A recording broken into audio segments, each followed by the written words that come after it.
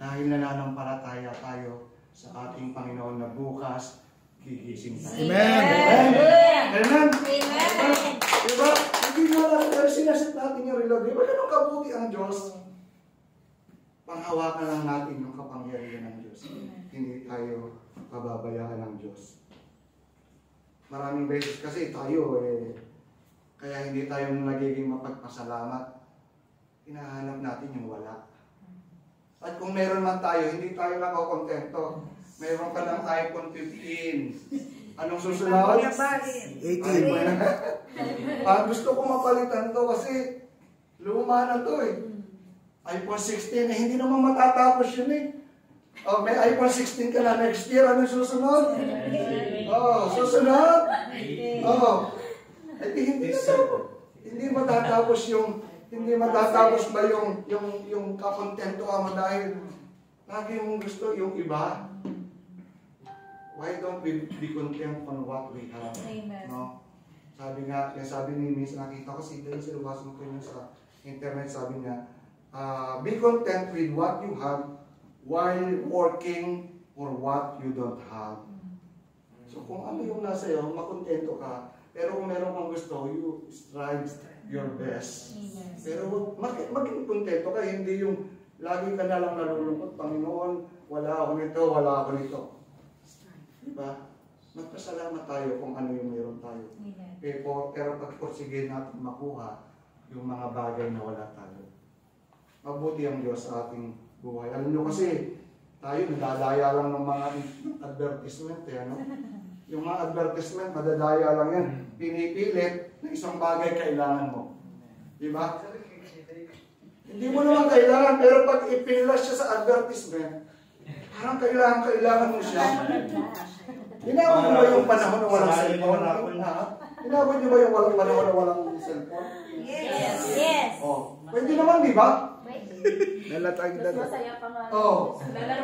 Inabot nyo bang maglaro sa daan? Inabot ko yun. Pwede naman, di ba? Laro ka ng shato. Shato, Chinese garter, Holland, Ibang Preso. Yung mga bata, hindi mo makakarinig ko. Inabot niya yun. Inabot niya pa. Na pag nagutom, hindi hinahanap yung mga Starbucks na merienda. Kaning labig sa bahay. Saging, balak. Di ba? Tapos, pagod na pagod ka galing sa laro, napawis ka, ang tugay mo kusina. At hinahanap mo yung kanin namin, pagkukaroon yung ulam doon. Okay na yun. Dali mga bata ngayon, di ba? Starbucks, Jollibee, Marunong na mag-order sa tagata. Kalagat. Tapos pag may ulam dito, ayaw niyan o order. Kasi ayaw ng ulam sa lamesa.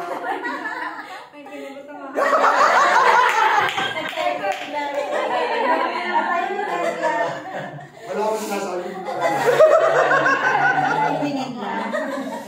Hindi, usap kayo sa bahay mag-uwi. Sinasabi ko lang po, dinadaya tayo ng advertisement. Nakala natin, lagi nating, pag nag-advertise sila, talagang isipin mo, kailangan ko yung gagawin. Pati sa mall, madadaya yan. Original na magdating. Sa mall, May nakalito. yung sinabi ko, sa mall, madaya rin. Nung dumating kami dito sa Dubai, sabi ko sa makina ko, pagdating dito, sige, may mga nakasale. Yung sweldo ko, yung first month natin, basta may sale, gagastos tayo, mga sale yung sale pala buong taon. Saan may sale?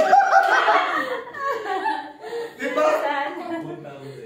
Katapusan, sale lagi. May DSM, may Ramadan, sale, everything. Kada katapusan, Kada buwan, mayroong something na sale. Pagpunta mo doon, pag nagpunta mo ng mall, makikita mo, uy, namumula. Diba namumula yung ang hirap, mali yata yung desisyon ko sa pag-missile ng gastos. Alam niyo po, nadadaya din tayo ng mga sale na yan. Kasi, dahil mura, hindi naman natin kailangan bibili natin. Mura. Tapos pag binili mo, nakatambak sa bahay. Kasi hindi pa natin kailangan. Kaya lang mura. Kuminsan kami din. Mura doon. Kailangan. Diba? Kuminsan ganun tayo. Pero alam niyo po, yun nga, sabi ko sa inyo, kailangan maging wise din naman tayo. Maging wise din tayo. Pero kailangan din naman, regaluhan din naman natin yung sarili natin. Huwag nyo kakalimutan naman, no? Huwag nyo naman kakalimutan yun na huwag nyo puro sakripisyo. Kasi alam nyo kailangan na, anong tawag dito, inaalagaan din natin yung sarili natin. Sabi nga, enjoy the fruit of your labor. Amen. No? Enjoy it. Kasi kuminsan talaga tayo, yung nga sabi nga, pag yung OFW, isusubo mo na lang, ipapadala ka.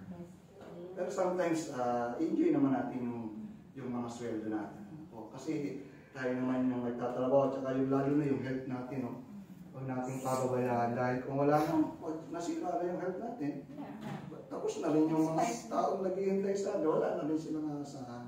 So, ingatan natin. So, kaya yata very supportive yung